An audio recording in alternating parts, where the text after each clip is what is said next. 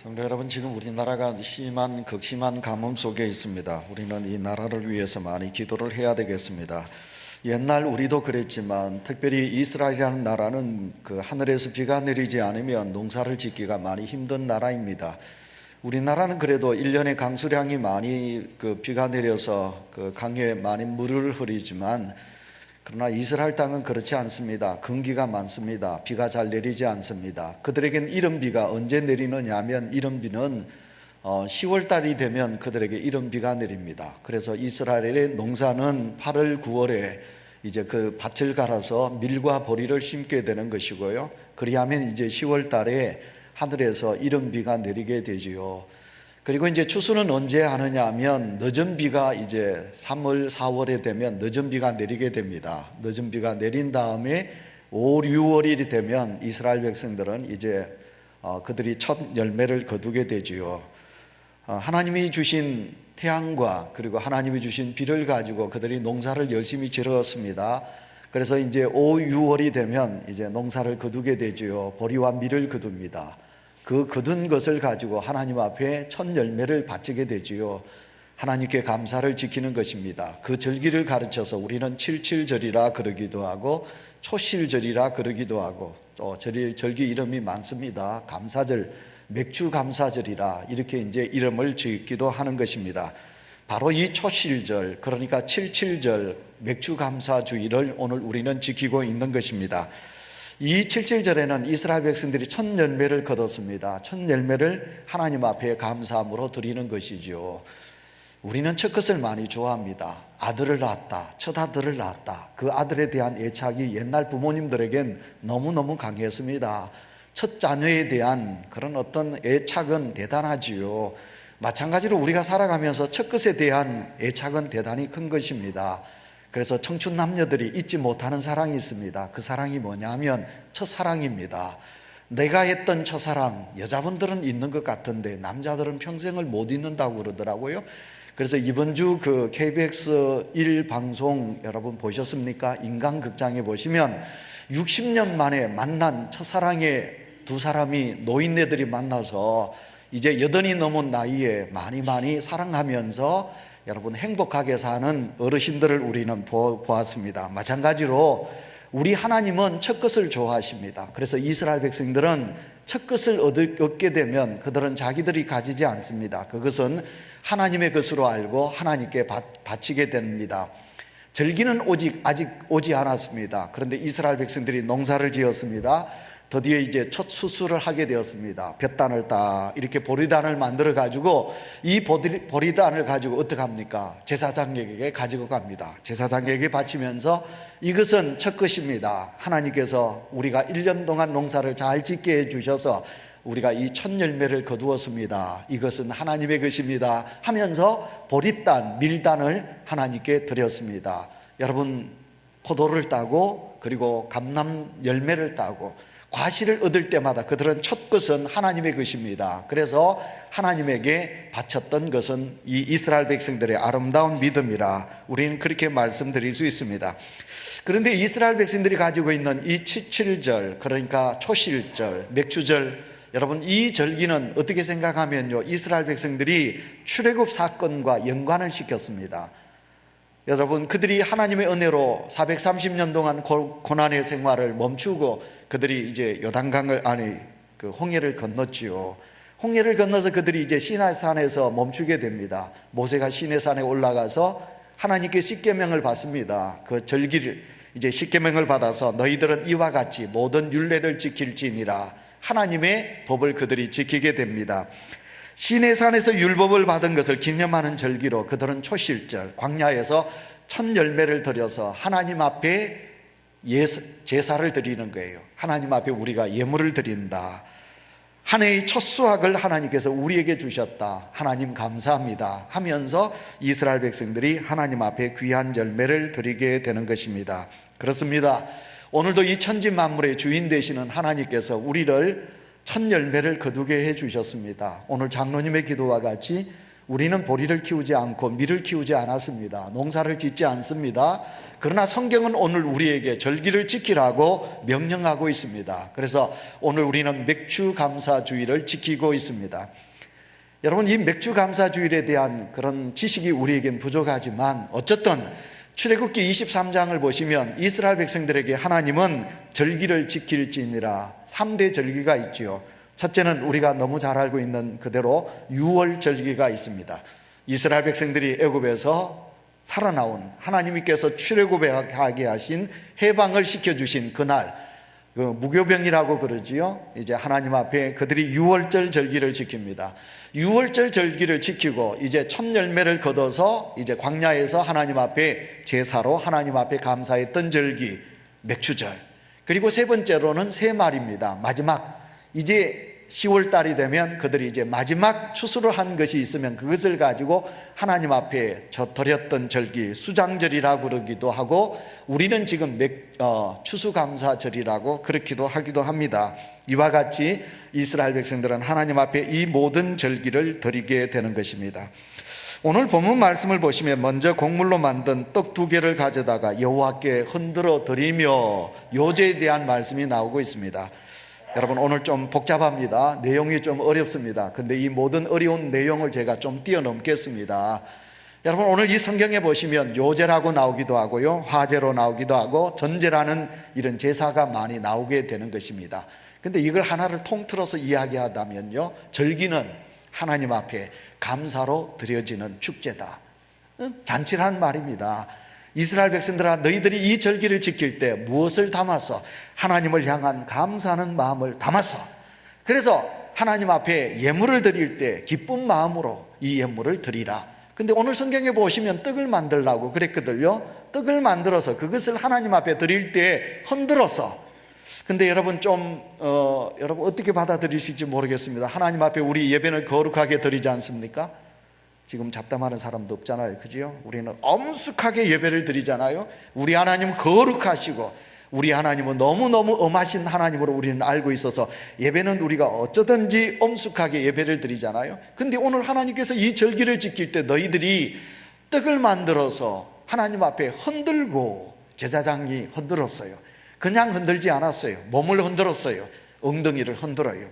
흔들면서 하나님 앞에 드리는 겁니다. 왜? 기쁨이 있으니까. 하나님께서 우리에게 은혜를 주셔서 거두었어요. 감사가 있어요. 감사로 하나님 앞에 예배를 드려요. 얼굴에 환한 미소가 번져요. 그리고 우리의 몸을 흔들면서 하나님 앞에 감사로 제사를 올려드린 것입니다. 그렇습니다. 늘 강조하지만 이 감사절기입니다. 자, 사랑하는 성도 여러분, 여러분 마음속에 6개월 1월 달부터 지금까지 하나님의 은혜에 대한 감사가 여러분 속에 있으십니까? 아멘 합시다. 아멘. 우리에겐 감사가 있어야 합니다. 하나님 앞에 감사가 있어야 합니다. 하늘의 태양에 빛이 있었습니다. 가뭄이 극심합니다. 하늘에서 단비를 주셨습니다. 공기가 요즘 너무너무 좋지 않습니다. 맑은 공기를 숨 쉴 수 있도록 해주셨습니다. 안전하게 우리를 지켜주셨습니다. 전염병에서 우리를 건강하게 해주셨습니다. 내 사랑하는 남편이 일할 수 있게 해주셨습니다. 우리의 자녀들 일터에서 아니면 학교에서 성실하게 공부하게 해주셨습니다. 우리에게 평안을 주셨습니다. 하나님 감사합니다. 거기에 우리는 이 절기를 지키면서 무엇을 담아야 되느냐? 감사를 담아야 된다는 것입니다. 근데 여러분, 우리가 하나님 앞에 예배를 드리면서 여러분 절기와 제사에는 이스라엘 백성들은 그곳에 감사를 담았지만 무엇을 또 담았는지 압니까? 속죄를 담았습니다. 그들은 어떤 절기를 지키든지 어떤 제사를 드리든지 그들에겐 무슨 마음을 담았느냐 하면 하나님을 향하는 속죄하는 마음을 담았습니다. 여러분, 속죄 그러면 어떻게 생각하십니까? 우리가 하나님 앞에 회개치 않고 죄의 문제를 해결하지 않고는 우리는 하나님과 가까워질 수가 없는 것입니다. 추한 마음을 가지고 어떻게 경건한 거룩하신 하나님을 만날 수 있습니까? 여러분, 우리 하나님은 너무너무 거룩하신 분이십니다. 그 거룩하신 하나님을 만나는데 어찌 내 속에 다른 죄성을 가지고 하나님을 만날 수 있겠습니까? 감사를 담습니다. 그러나 거기에 이스라엘 백성들은 무엇을 담았느냐 하면 회개하는 마음을 담았습니다. 다 교회들마다 회개의 기도를 하지는 않습니다. 그러나 우리 교회는 회개의 기도를 예배 시간에 드립니다. 한 주간을 돌아보시면서 여러분 하나님 앞에 지은 죄를 회개하신다면 하나님은 그 죄를 아주 기쁘게 받으십니다. 통회 자복하는 심령을 하나님은 반갑게 받으십니다. 근데 오늘 우리가 회개 그러면 좀 거부 반응이 납니다. 회개라는 설교가 자꾸 없어집니다. 회개의 설교를 들으면 짜증이 납니다. 목사님 자꾸 왜 그렇게 짜증스럽게 그런 설교를 하십니까? 라고 우리가 거부 반응이 나타날 수 있습니다. 자녀들에게 부모가 잔소리를 하면 엄마 잔소리 좀 그만해, 듣기 싫어, 좋은 말도 한두 번이지 왜 엄마 아빠 잔소리를 그렇게 하십니까? 내가 알아서 하겠습니다 하는 것과 마찬가지로 우리는 하나님 앞에 제사를 드릴 때 우리는 무엇을 복의 은혜를 추구하기를 원하지만 속죄의 과정을 생략한 복의 믿음의 과일만 우리는 먹으려고 할 때가 너무 많이 있습니다. 그러나 이스라엘 백성들은 자기들이 거룩한 백성이니까, 선민 백성이니까, 하나님이 선택한 하나님의 사람들이니까 이스라엘 백성들은 하나님 앞에 제사를 드릴 때, 절기를 지킬 때마다 그들의 감사의 바구니에 무엇을 담았느냐? 감사의 바구니에 여러분 속죄의 마음을 담았습니다. 그래서 속죄하는 마음과 감사하는 마음으로 함께 그들이 하나님 앞에 제사를 드리게 된 것입니다. 자, 오늘 이 아름다운 감사절기에 참 그 휴대폰 오래 돌립니다. 그죠?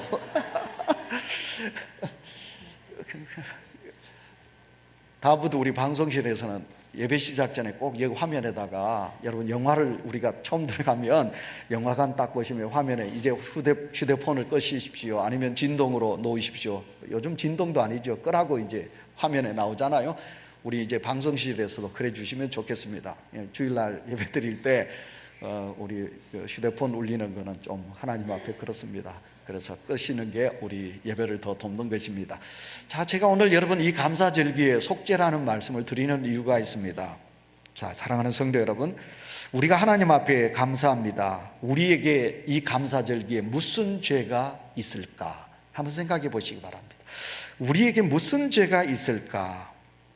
그건 먼저 우리가 감사 예물을 하나님 앞에 드립니다. 여러분, 이 감사 예물 속에 진정한 감사가 담겨 계십니까? 혹시 우리 하나님은 내 중심을 보신다고 그랬습니다. 하나님은 우리의 마음의 정성을 보신다고 그랬습니다. 여러분, 그 감사 봉투 속에 형식이 있습니까? 그러면 하나님을 별로 좋아하지 않습니다. 여러분, 그 감사 봉투 속에 여러분의 마음과 눈물과 정성이 담겨 있는 예물이 되셔야 합니다. 오늘 우리가 드려지는 감사 제물, 절기의 예물 속에는 너무너무 형식이 너무 많습니다. 하나님을 향한 감사는 예물인가를 한번 생각해 보시기 바랍니다. 그 다음에 두 번째 우리가 생각할 수 있는 말씀, 오늘 말씀을 보시면 22절 말씀, 우리 다 같이 레위기서 23장 22절을 다 같이 읽습니다. 시작.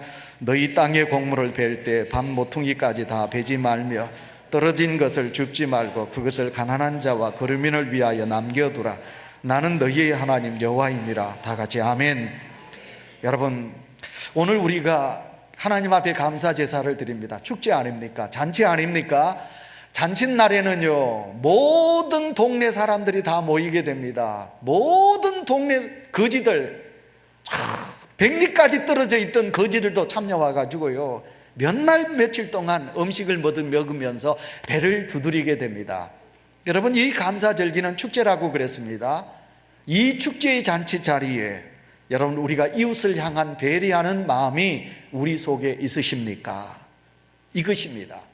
오늘 성경 23절에 보시면 하나님은 우리에게 너무너무 우리 하나님은 이렇게 좋으신 하나님이구나, 이 요절을 저는 읽을 때마다 너무 우리 하나님은 배려하는 마음이 너무 크시다. 누구를 향하여? 가난한 자, 어려운 자, 배고픈 자, 나그네를 향한 우리 하나님의 마음은 너무너무 크시다고 그랬습니다. 저는 그래서 이 요절을 읽을 때마다 저는 감격합니다. 그래, 우리 하나님의 마음을 내가 닮아야지. 우리 하나님은 이렇게 좋으신 하나님이시니까 그 하나님을 믿는 나도 이런 마음을 내가 배워야지. 그래서 이 자리에 오늘 우리가 맥주 감사 절기의 설교 제목 보십시오. 맥주 감사 주일 절기에 제가 뭐라고 그랬습니까? 배려라는 단어를 넣었습니다. 우리가 하나님 앞에는 예물을 드리고 예배를 드립니다. 하나님 앞에는 우리가 경건하게 믿음으로 고백합니다. 그런데 우리가 하나님을 향한 믿음의 아름다운 신앙의 고백은 있는데 우리가 더불어 살아가는 이 땅에 이웃을 향한 배려하는 마음이 우리 속에 얼마나 계신가요? 우리는 지금 너무 이기적인 신앙 속에 살지 않습니까? 너무 자기중심주의로 살지 않습니까? 핵가족이 크다 보니까. 자, 이스라엘 백성들이 땅에 있습니다. 누가? 부자들이 넓은 땅을 가지고 있는 거예요. 넓은 땅을 가졌습니다. 곡식을 뱁니다. 하나님께서 부자들을 향하여 이렇게 말합니다. 얘들아, 너희 절대로 그 곡식 다 베지 말거라. 저기 귀퉁이에 남겨두어라. 베지 말고. 거기 남겨두면 배고픈 사람들이 그걸 보고 와서 그것을 베어다가 밥을 해가지고 죽을 끓여가지고 먹는단다.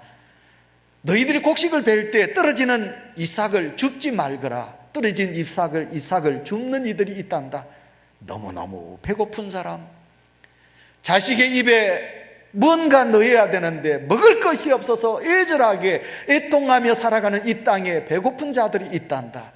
그들이 밭에 와서, 넓은 밭에 와서, 우리 같으면 논이잖아요. 옛날 저희들이 어렸을 때는 참 이삭 주기를 많이 했거든요. 학교에서도 가지고 오라고 그랬고요. 동네 일에 보면요, 가난한 집 사람들이 아이들 데리고 논에 이삭 줍는 모습을 저는 어릴 때 많이 봤거든요. 우리 하나님이 그런 마음을 가지고 이삭을 줍는 이들이 있단다. 그 사람들이 주워가지고 그것을 가지고 빠지고 가지고 우리는 밥을 먹지만, 살밥을 먹지만, 그 사람들은 살밥을 먹지 못하고 보리밥도 먹지 못하고 그걸 찍어가지고 죽을 끓여가지고 그것을 끼니를 때운단다. 부자들아, 다 베지 말거라. 가진 자들아, 줍지 말거라. 그것을 필요로 하는 이들이 이 땅에 있단다. 하나님은 오늘도 감사절기에 하나님께서 받으려고만 하시는 하나님이 아니라 내가 이것을 받음으로 이것을 나누기를 원한다. 하나님의 제단에 속한 하나님의 백성들아, 너희들이 이것을 나누거라. 오늘 우리가 살고 있는 이 시대가 어느 때보다 양극화 현상이 심하다고 그러지요. 뭐 진보와 보수 이런 양극화가 아니고요, 가진 사람과 가지지 못한 사람의 양극화입니다. 우리가 지금 3만 불 시대에 들어간다고 그러지요. 근데 여러분, 우리 울산은 이미 오래전에 4만 불의 도시가 바로 울산이 아니겠습니까? 그러니까 울산, 제가 자주 말씀드렸습니다. 울산은 4만 불의 여러분 살기 좋은 도시지만 반대로 양극화, 가지지 못한 자들은 더 배고픈 동네가 어디냐? 이 울산이라는 거예요. 제가 입택예배, 만세대 입택예배를 드릴 때 제가 집집마다 가서 꼭 강조한 설교가 뭡니까? 이렇게 높은 30층, 40층 높은 아파트에 사는 집사님, 권사님, 이 집을 하나님이 주셨는데 이 높은 아파트 뒤쪽에 그늘진 이웃이 있다는 것을 잊지 마십시오. 제가 그 설교를 항상 했습니다. 마찬가지 우리 하나님이 그런 마음입니다. 때문에 더 이상 교회가, 성도가 이런 현실을 외면해서는 아니 됐지요. 제가 이렇게 설교하면 내가 하나님 앞에 헌금했으니 교회가 그렇게 해야지 하면서 나는 마땅히 다한 것으로 생각하는 성도가 있다면 여러분, 우리는 회개하셔야 합니다. 또 누군가에 대한 책임을 묻고 그 누군가를 비난하고 정죄하는 것으로는 이 문제를 근본적으로 해결할 수가 없는 것입니다. 교회가 일어나 빛을 발해야 합니다. 교회가 나서서 선한 사마리아 사람과 같은 역할을 적극적으로 감당해야 되지 않겠습니까? 사랑하는 온유교회 성도 여러분, 우리가 받은 은혜에 감사하는 자들이 되어야 합니다. 풍성한 수확을 허락하신 하나님 아버지께 감사해야 합니다. 또한 말씀이 육신이 되어 우리 가운데 오셔서 우리를 대신하여 십자가에 못 박혀 죽으신 우리 주님의 그 크신 사랑 앞에 우리는 감사해야 합니다. 아울러 전반기지만 참 이 시대가, 우리나라가 이렇게 어려웠습니다. 그러나 이 어려운 6개월 동안도 하나님은 우리 삶의 터전을 지켜주셨고 우리의 가정을 보호하여 주셨고 내 사랑하는 부모님, 내 사랑하는 아내, 남편, 내 자녀들을 지켜주셔서 안전을 거하고 건강한 몸을 가지고 이 시간 아버지 앞에 나와 작은아마 하나님 아버지 감사합니다 하는 믿음으로 이 시간 우리가 아버지 앞에 죄사함을 우리가 고백하며 하나님 앞에 예배하는 자리에 설 수 있다는 사실에 대해서 우리가 다시 한번 감사하며, 그래서 우리는 하나님 아버지 앞에 지극히 작은 자지만, 내가 하나님 앞에 지극히 작은 자지만 그러나 나보다도 더 하나님을 알지 못하는 이 땅에 작은 자들이 더 있다는 사실을 깨닫고 그들을 향한 아름다운 배려가 우리는 이 절기를 지키는 우리 온유교회와 우리 성도들 심령 속에 있어야 될 줄 믿습니다. 그래야면 하나님은 우리의 심령 속에 무엇을 주십니까? 성령의 열매를 주십니다. 사랑과 희락과 화평과 오래 참음과 자비, 양성, 인내, 이 모든 온유, 절제, 이 모든 9가지 성령의 열매를 내 심령 속에 주시는 거지요. 그러면 우리는 성령의 열매를 맺게 되지요.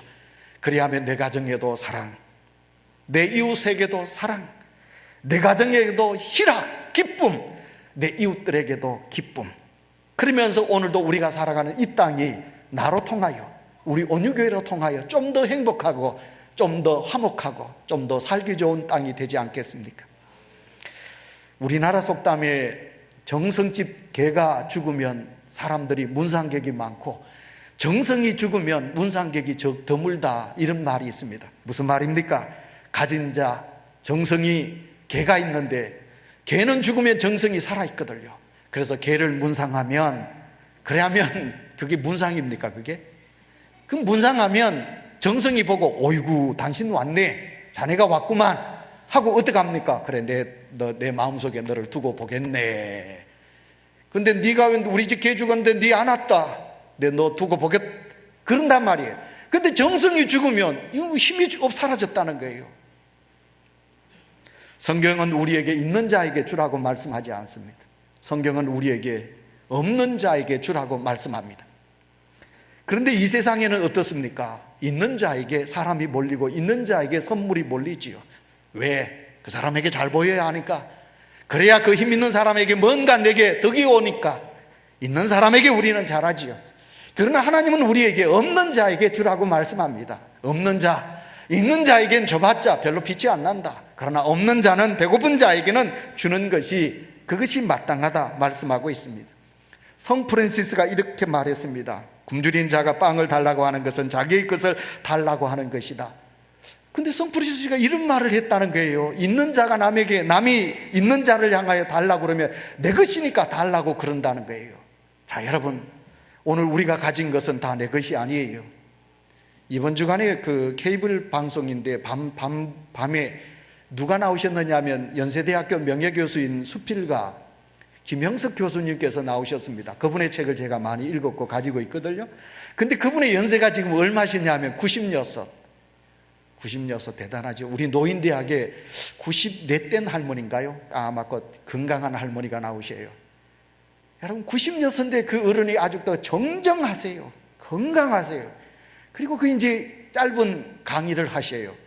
그러니까 이제 거기 앉아있는 그 방송 요원들이 물었거든요. 선생님, 교수님, 어찌하여 그렇게 건강하십니까? 물었더니 그 교수님이 답이 뭐냐면, 일을 하면 건강하대요. 여러분, 일하십시오.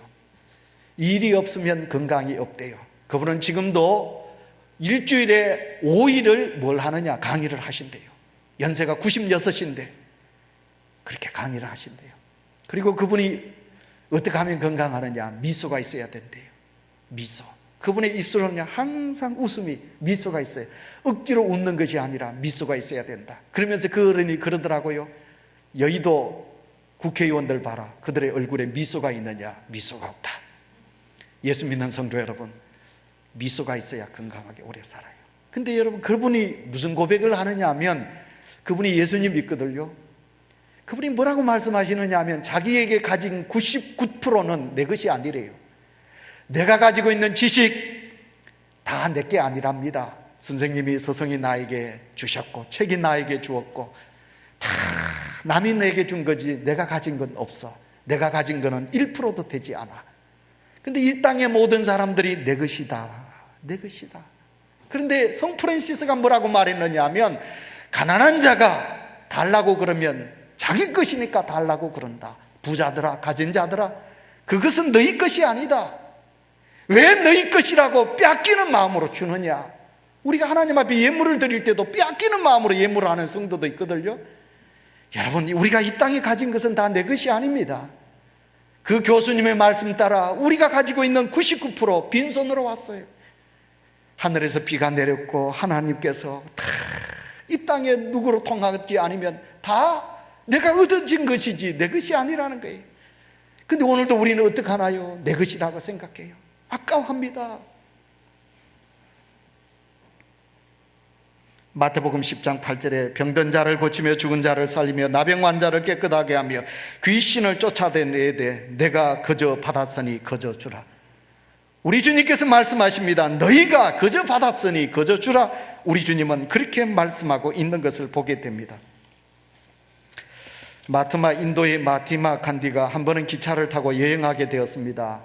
바빠서 이제 기차를 타다가 그만 당신이 신고 있는 신발짝 하나를 철로에 떨어뜨리게 되었습니다. 기차는 출발하게 됩니다. 신발을 줍지 못했습니다.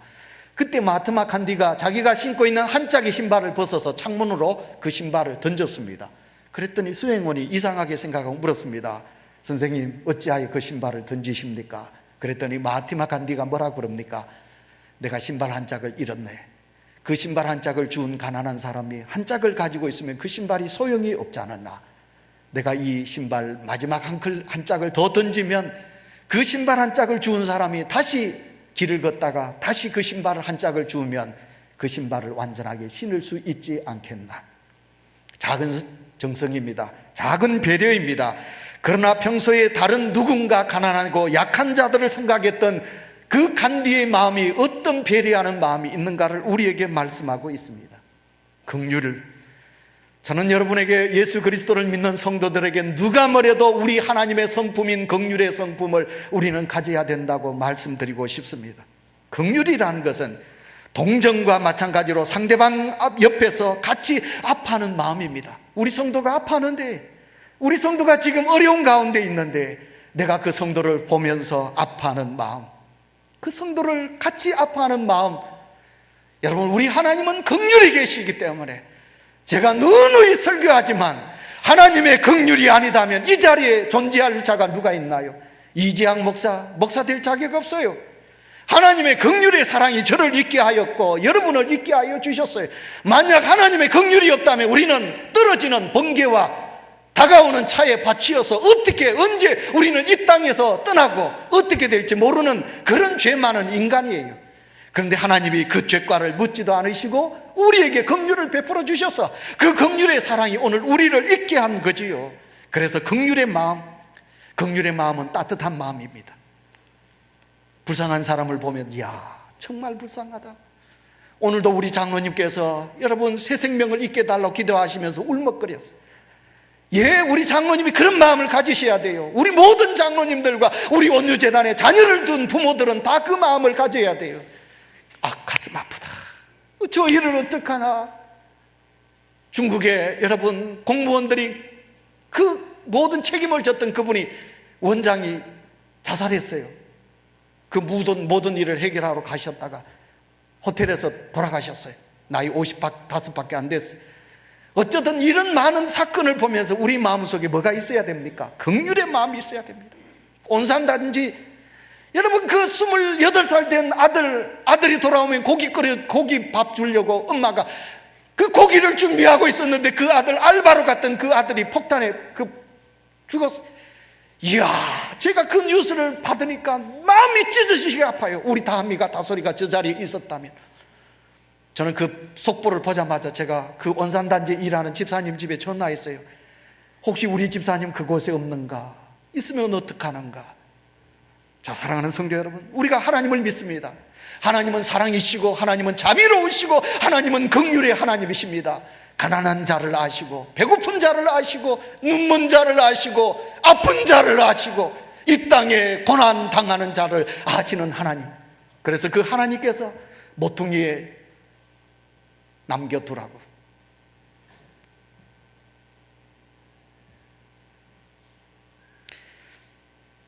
오래전에 제가 25년 됐죠. 안동 동부교회 26년인가요? 제가 거기 교목으로 있었을 때 그 안동에 부자들이 참 많습니다. 근데 금수하시죠. 근데 그 권사님이 이제 그 옛날에는 농을 이제 안 샀습니다. 부자들은 대부분 보면 농을 맞추었습니다. 이제 권사님이 이제 농가게 가서 이제 성금을 주면서 농을 맞췄습니다. 돌아왔습니다. 똑똑한 아들이 엄마에게 묻습니다. 어머니, 그거 뭐 받아왔습니까? 뭘 받는데? 그 돈을 주셨으니까 무슨 계약이라든지 뭐 서류를 받아오셔야 되지 않습니까? 그랬더니 그 권사님이, 이놈아, 안 받아도 된다. 그 사람을 그렇게 못 믿었어야 되느냐? 어머니, 그게 아닌데요. 어머니가 속았지 싶은데요. 그 똑똑한 아들이 농방에 갔습니다. 갔더니 아무 일도 안 하고 있는 거예요. 갔다 왔습니다. 엄마, 제가 갔더니 아직도 엄마 농은 아직도 시작도 안 했어. 근데 며칠 있으니까 전화가 왔어요. 그 농가게 사장이 중도금을 달라는 거예요. 그래서 이 권사님이 가서 또 줬어요.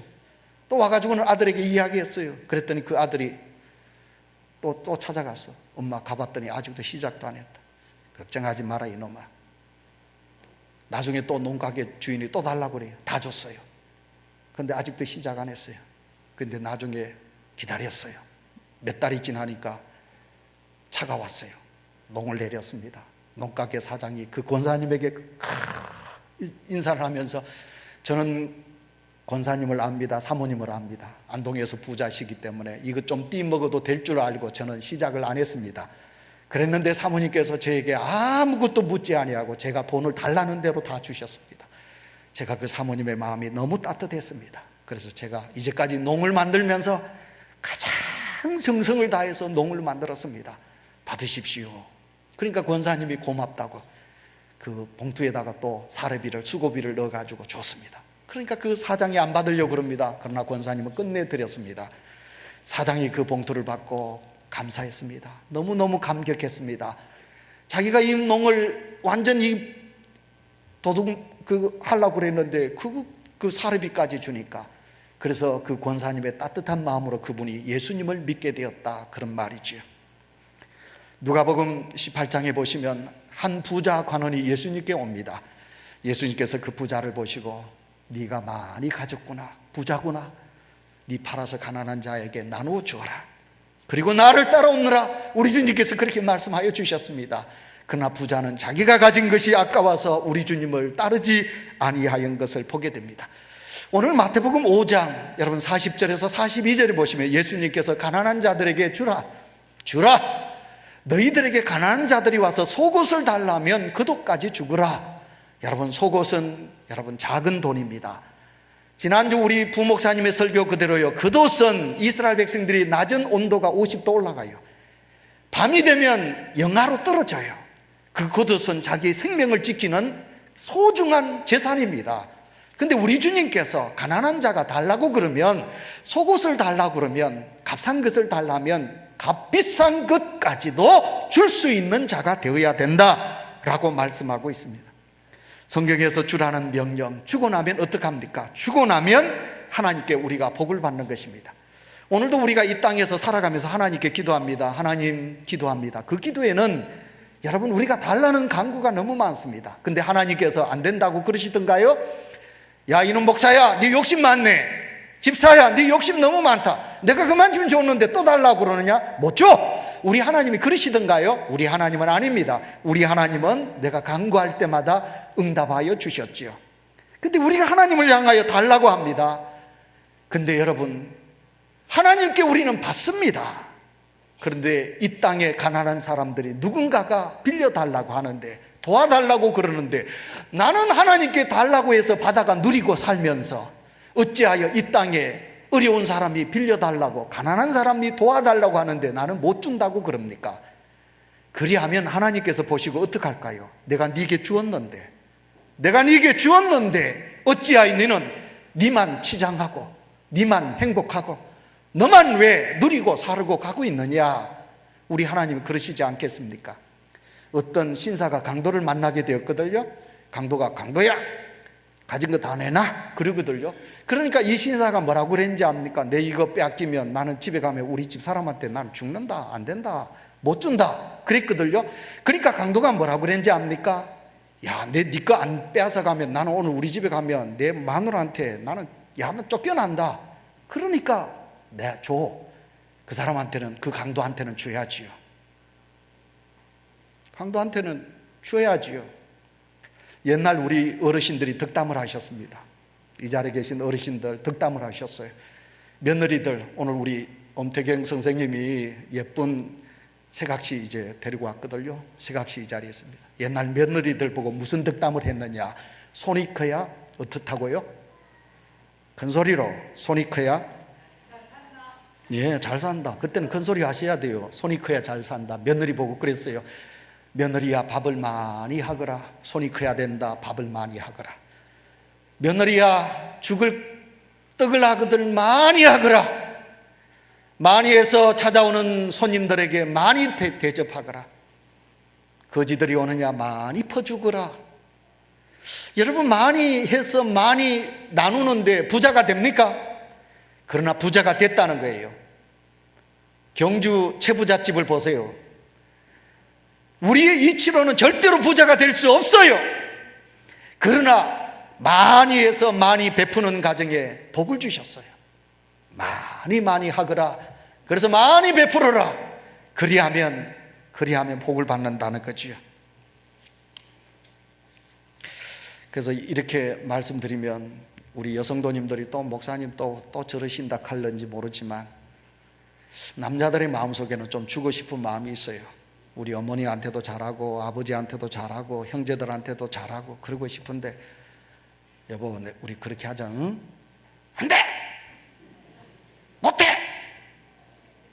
그런 우리 권사님 있나요? 집사님들이 있으신가요? 특히 우리 장로님들 사모님들 중에 그러신 분 있나요? 이제 자라나고 있는 우리 청소년들 마음속에 내 거야! 멋져! 그런 성도들이 이 자리에 있나요? 여러분 자녀들을 키우실 때 공부 못하는 거 그거 원망하지 마세요. 그거 가지고 화내지 마세요. 여러분의 자녀들이 이기적이고 내 거야! 멋져! 형제들에게도 나눌 줄 모르는 자녀가 있다면 그 자녀들에게 바로 하세요. 자녀들을 되게 만들려고 그러면 주는 자녀로 만드세요. 예수 그리스도를 믿는 성도 여러분, 우리는 하나님께 너무너무 많은 것을 받아 누리고 살고 있습니다. 이 감사절기에 우리가 하나님 앞에 받은 것을 생각하시면서 오늘 22절에 주신 말씀 그대로 우리가 가지고 있는 곳에, 우리 삶의 터전에 어떤 한 곳이라도 그것을 가난한 자들과 약자들을 위하여 배려할 수 있는 넉넉한 마음을 우리가 소유할 수만 있다면, 여러분 이런 유독한 마음을 가질 수 있다면 하나님은 그 중심의 마음을 보시는 하나님이시거든요. 그래서 우리 온유교회와 여러분의 가정에 복의 복을 주실 줄 믿습니다.